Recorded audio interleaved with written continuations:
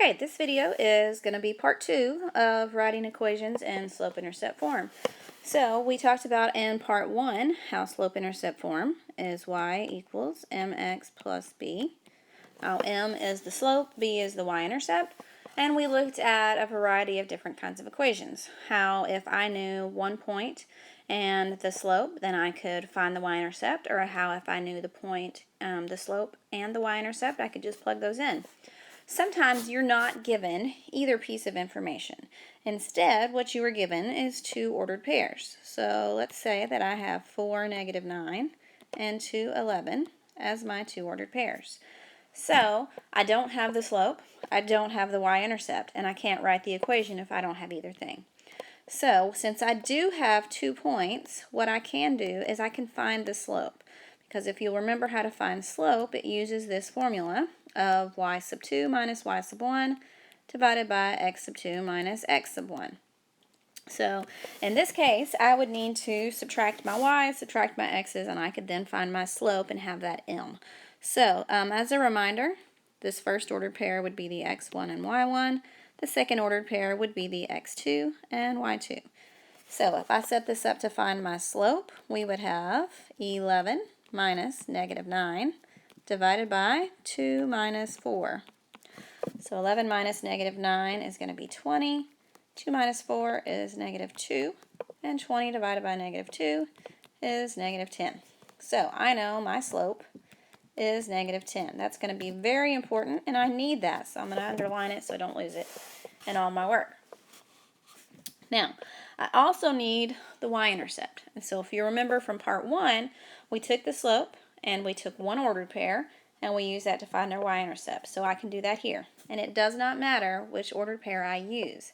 I can take either one of them. So I'm going to choose 211 since it does not have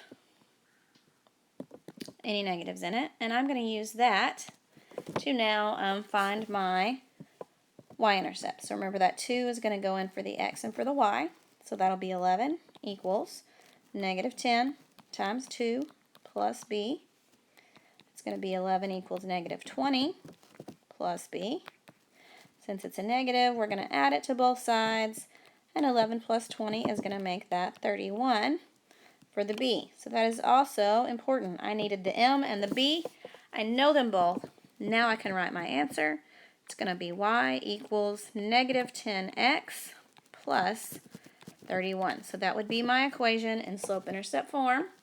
And I only had two ordered pairs to begin with. All right, so let's do one more example just to make sure we've got it. I'm going to give you the same type of information. I'm giving you two ordered pairs.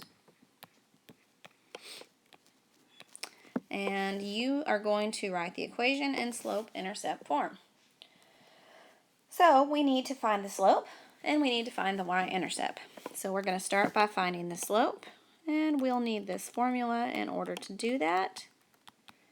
I'm going to label my ordered pairs just like I did on the last one. And so now we're going to find our slope. So our slope is going to be y sub 2 minus y sub 1. That is 2 minus -2 divided by x sub 2 minus x sub 1. That is 0 minus -6. Now, please be careful with your negatives. Minus a negative is going to make this positive, so that is 4. And positive here, that's going to make this 6. And remember, we always simplify our slope if we can. So 4 over 6 is going to simplify to 2/3. So my slope is 2/3. That is part of the information I needed. Now, let's use that slope and one of our ordered pairs. I'm going to choose 0, 2.